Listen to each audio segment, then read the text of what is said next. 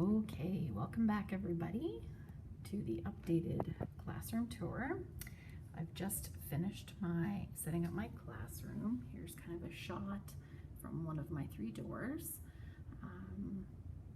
I'm sure that there are still things that I'm going to add or tweak. However, this is how it looks after being in here for a week working and getting things organized and set up.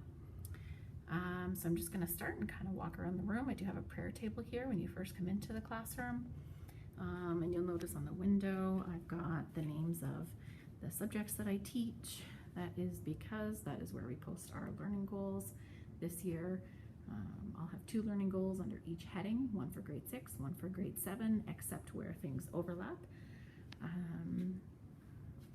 There's another door to my classroom over here by the coat hooks.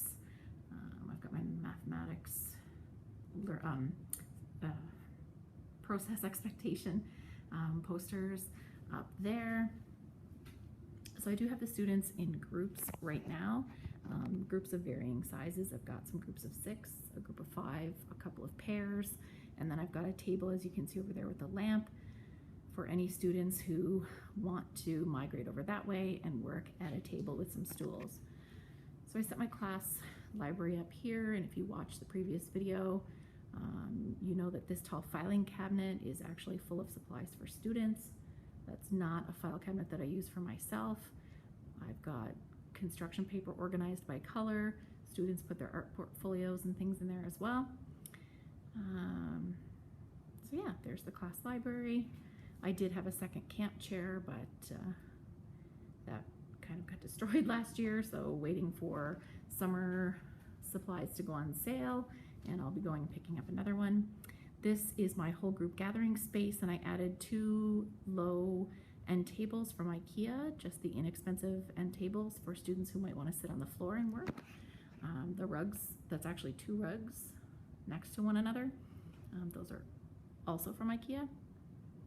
I've got my chart stand there.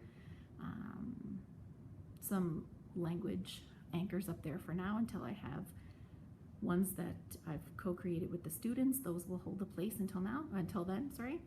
And on the whiteboard or on the smartboard, what you can see there is just the screen that I typically have up when parents come in for the open house. It has the QR code so that parents can follow us on Twitter.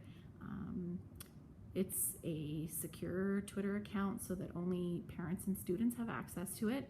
And I have a habit of taking a photo of the homework board in addition to student work and students working, so that students can't get away with telling their parents that they don't have any homework. And I've got a whiteboard calendar up there for student reference that the students will update and make reference to as needed. I do have bins out for the various subjects. I don't know that I'm going to use notebooks or do-tangs for every subject, although I do know that I need 2 bins for math. You'll see those at the end. A do-a-tang for their math journal entries, and a notebook for practice.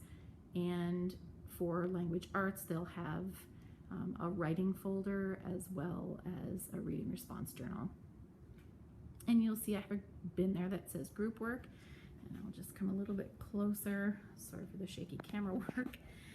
In the group work bin, it's divided into 5 sections, but ideally there would have been 6. I've got task cards for groups of 4 so that each person in the group has a different role. And one of the things that I've added for each group is a timer. Again, just inexpensive IKEA timer, $2.99 at IKEA. And they take 1 AAA battery, so it's a pretty inexpensive way to help your groups stay on task. Okay, moving over this way, you can get a look. I am very fortunate to have this enormous wall of windows at the back. I've got tons and tons of natural light.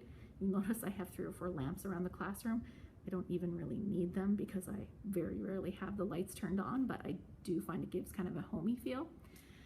And in the previous video I mentioned that last year I lived without a teacher desk. I have brought one in for this year, for now at least, so that I have a landing space as well. Students were very attached to having their own desks last year themselves, so I thought, you know what, as a learner, I kind of like to have that as well, so I'm trying to honor my own learning style. There's my U-shaped table, and on the table you'll notice that I have checklists, and what those are the 4 roles of the literate learner, and there are question prompts for each role so that when I'm doing a guided group, I can make sure that I'm tapping into all 4 roles each time I meet with a group. Up here, I've decided this year to put a shout out board so that we can give credit where credit is due. If someone does something that deserves a shout out, we can stick some post-its and things up there.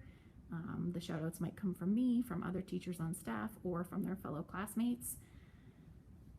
Up here at the front, I've got my What Stuck With You Today board so that students can put their exit ticket on a post-it note and put it up there before leaving for the day.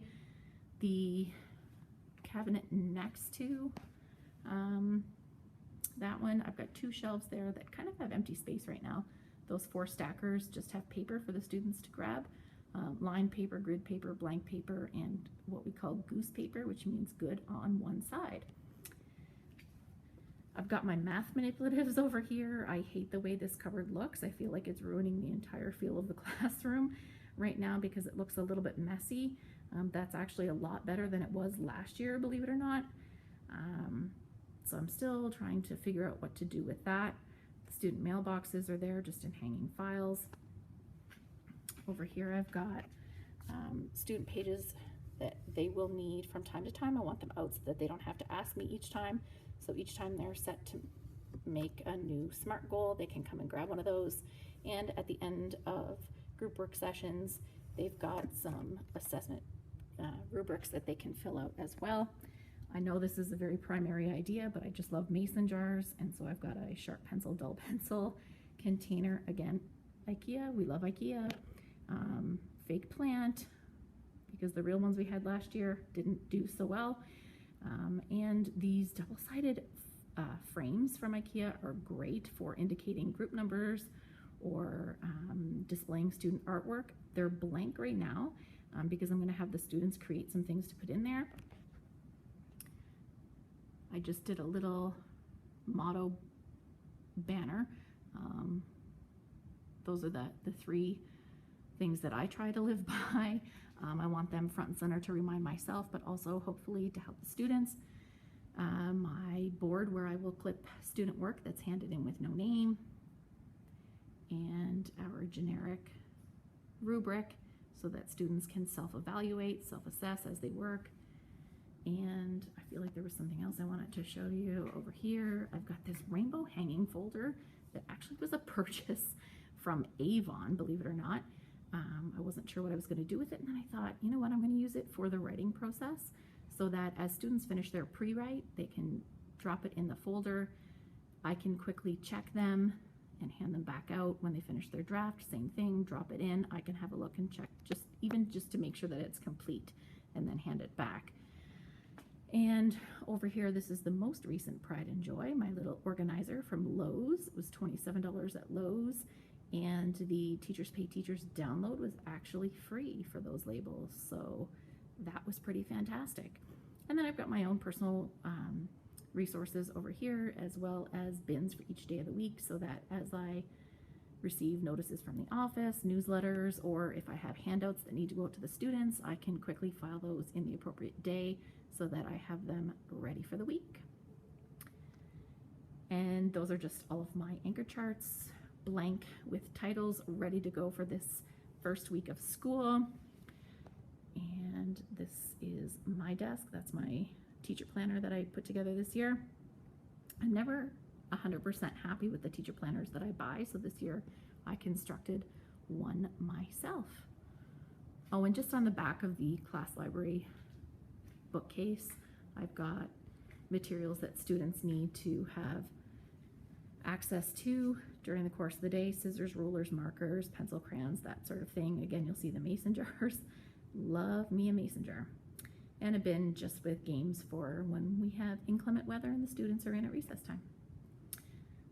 That is my classroom for 2016-2017.